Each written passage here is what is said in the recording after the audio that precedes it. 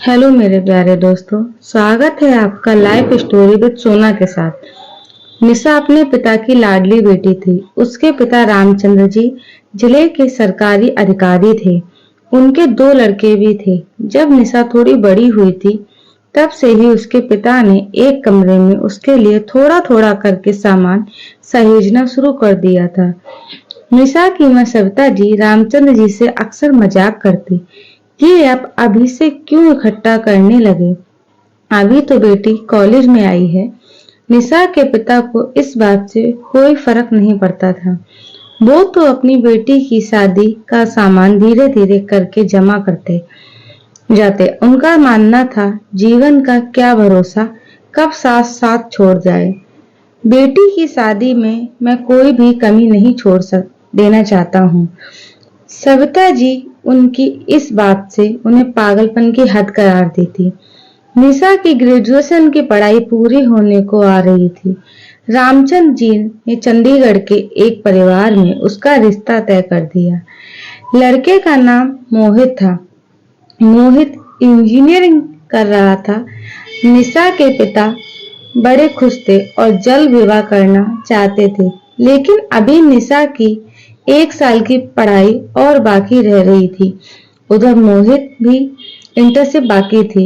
एक दिन रामचंद्र जी की तबीयत बिगड़ी और उन्हें ऑफिस से ही अस्पताल भर्ती करवाया गया। उनकी रिपोर्ट आई तो पता चला उन्हें लंग कैंसर है। डॉक्टर ने उन्हें आगे उपचार की सारी प्रक्रिया समझा दी। उस हॉस्पिटल का डॉक्टर महेश उनका खास दोस्त भी था। दोस्त होने के नाते डॉक्टर ने यह बता दिया कि आपकी जिंदगी और मौत के इस खेल में आखिरी जीत किसकी होगी, ये नहीं कह सकते। निशा के पिता ने यह बात अपने घर पर किसी को नहीं बताई, यहाँ तक कि अपना भी ट्रांसफर घर से दूर करवा लिया। उनकी बीवी और बच्चे अभी साल के बीच में होने के कारण उनके साथ जा नहीं सकते थे। रामचंद्र जी यही चाहते थे। वो आने वाले कल की काली परछाई अपने परिवार पर पड़ने देना नहीं चाहते थे। उन्होंने अपनी कमाई का एक एक हिस्सा अपने परिवार की सुरक्षा में खर्च करने लगे। उनके पास अपनी जिंदगी का बहुत कम हिस्सा बाकी था। अब उन्हें कुछ कठोर फैसले करने की घड़ी आ गई थी। उन्होंने जल्द ही निशा के विवाह की तारीख तय कर दी। निशा को बहुत बुरा लगा। पापा को इतनी क्या जल्दी है अपने घर से विदा करने की, और निशा अपने घर परिवार से नाराज रहने लगी। उसने नाराजगी जताते हुए अपने पापा से बातचीत तक बंद कर दी थी। निशा के पापा के पास समय कम था क्योंकि उन्हें अपनी बीमारी का अच्छे से पता था और उससे होने वाली परेशानियां भी वो झेल रहे थे। इस बात की भनक निशा तक नहीं पहुंचाना चाहते थे। शादी के लिए निशा हॉस्टल से घर आ गई। निशा ने अपने पापा से सीधे मुंह बात तक नहीं की। निशा के पापा उसकी नाराजगी की वजह समझते थे, लेकिन उन्होंने कुछ नहीं कहा, बस मुस्कुराते हुए शादी की तैयारियों में जुटे रहे। 4 दिन के शादी के कार्यक्रम में उन्होंने एक बार भी चैन से बैठकर सांस नहीं ली। शादी में कोई भी कसर ना रहे, इस बात का खास ख्याल रखा गया। निशा को खूब दान दहेज के साथ उसे विदा किया। उसके ससुराल वाले भी बड़े खुश हुए। इतनी अच्छी खातिरदारी के साथ साथ सबका मान सम्मान भी रखा। निशा ससुराल चली गई। कुछ दिनों बाद उन्होंने अपने दोनों बेटों के लिए भी अलग अलग संपत्ति का हिस्सा करके एक घर सविता जी के नाम कर दिया। रामचंद्र जी अब घर में किसी से प्यार से बात नहीं करते थे, हर समय उखड़े रहते। सविता जी और उनके बेटे तक उनके इस व्यवहार से तंग आ रहे थे। बच्चे दबी जुबान से कहते, मम्मी इससे अच्छा तो पापा दूर ही सही, एक ही घर में रहना तो बहुत मुश्किल है, पूरे हिटलर जैसे हैं पापा। सविता जी भी इस बात में बच्चों का साथ देती थी। हनीमून से लौटने के बाद निशा पगफेरे में फिर मायके लौट कर आई थी। रामचंद्र जी बैठक में बैठे थे। निशा को आया देखकर बहुत खुश हुए। निशा की नजर भी जब पापा पर पड़ी तो अपनी सारी नाराजगी भुलाकर उनकी ओर प्यार से आगे बढ़ी। तभी उसके पापा का व्यवहार और मिजाज पल भर में बदल गया। निशा को अपनी आंखों से दूर जाने का संकेत दिया और खुद उठकर अपने कमरे में चले गए। निशा पापा के इस बदले व्यवहार से परेशान सी हो रही थी। घर में किसी ने ये ध्यान नहीं दिया कि रामचंद्र जी एकदम से परिवार से अलग अलग क्यों रहने लगे। सबसे चिढ़कर बात करते। थोड़े दिनों बाद रामचंद्र जी वापस अपने काम पर लौट गए। घर में सबने राहत की सांस ली। किसी ने उनकी कमी महसूस नहीं की। समय के साथ रामचंद्र जी ने अपनी बीमारी के आगे घुटने टेकना शुरू कर दिया। वो एक बार फिर हॉस्पिटल के बिस्तर पर आ गए। डॉक्टर ने उन्हें बताया कि अब उनका कठिन समय निकट आ गया है, घर वालों को बुला लेना चाहिए। रामचंद्र जी ने डॉक्टर से कहा, मेरी एक आखिरी इच्छा है महेश, आप मेरी बीमारी के बारे में मेरे परिवार से कुछ नहीं कहेंगे, मेरे मरने के बाद भी नहीं। मैं नहीं चाहता मेरे जाने के बाद मेरा परिवार मुझे याद करे, क्योंकि यादें बड़ी कड़वी होती हैं, व्यक्ति को हमेशा दुख देकर जाती हैं।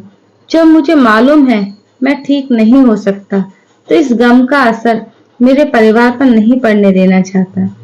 मैंने उनके लिए इतना तो कर दिया है कि वो इस जन्म में उनको मेरे बिना कोई भी कष्ट नहीं हो देखना पड़ेगा।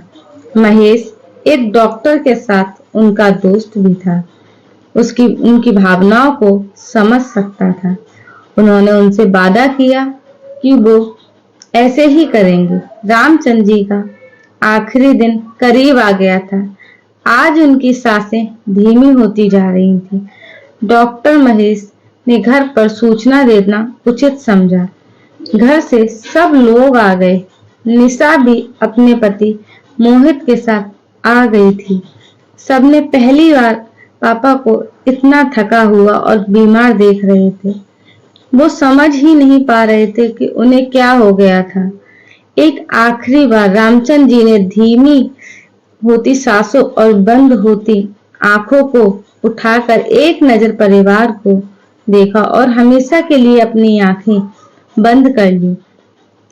हॉस्पिटल की तमाम औपचारिकता के बाद जब उन्हें घर ले जाने की तैयारी कर रहे थे, हॉस्पिटल के काउंटर पर बिल बकाया पता किया तो कहा गया उन्होंने मरने से पहले ही सब चुका गए थे। उनके घर लाकर सब रीति रिवाजों से उनका अंतिम संस्कार करवा दिया। निशा पापा के जाने के बाद एक बात समझ नहीं पा रही थी। पापा ने जाने से पहले उनके हिस्से में ना कोई सलाह दी, ना कोई बकाया छोड़ कर गए। ऐसे कैसे हो सकता है? उसने डॉक्टर से मिलकर एक बार पापा के बारे में पूछने का फैसला किया। वो डॉक्टर के पास गई, पूछा क्या हुआ था उन्हें। डॉक्टर बोले, मैं किसी के आखिरी समय पर किए गए वादे से बंधा हुआ हूँ, लेकिन तुम्हारे पापा ने एक बार अपनी ये डायरी दी थी, कहा था जाने के बाद नष्ट कर देना, लेकिन मैं कर नहीं सका। आज तुम्हारा चेहरा देखा तो सोचा यह अन्याय होगा। रामचंद्र जी की यह डायरी आपको सौंपना मेरे लिए जरूरी है। निशा डायरी लेकर घर आई, डायरी को पढ़ना शुरू किया। इसमें निशा को हर उस बात का जवाब मिलने लगा जिसे वो एक राज बनाकर जाने की तैयारी कर गए थे। अपने कठोर होने के पीछे की वजह अपनी बीमारी को छुपाना था। निशा डायरी पढ़ते हुए रोने लगी थी। उन आखिरी पलों को याद करने लगी जब उसने पापा से बात नहीं की।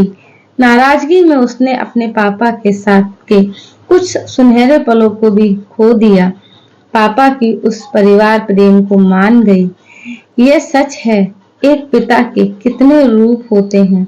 वो अपने सुख दुख की परवाह किए बिना अपने बच्चों के लिए क्या कुछ नहीं कर जाते। धन्य है ऐसे पिता, उनके त्याग कभी कोई नहीं समझ सकता।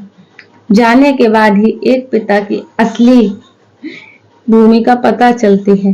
पिता के कठोर हृदय में प्रेम की अलग ही परिभाषा होती है। निशा इससे ज्यादा पढ़ ना सकी।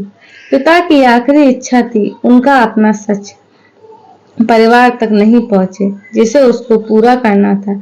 डायरी को अपनी याद में हमेशा के लिए संजोकर उसके मूल रूप को नष्ट कर दिया। ये एक पिता को एक बेटी की अंतिम आहुति थी। तो दोस्तों, आप लोगों को मेरी कहानी कैसी लगी मुझे बताइएगा। मेरे चैनल को लाइक करें, सब्सक्राइब करें और मेरे चैनल को और मुझे कमेंट करके बताएं कि आप लोग और मुझसे कैसी कैसी कहानियां सुनना पसंद करेंगे।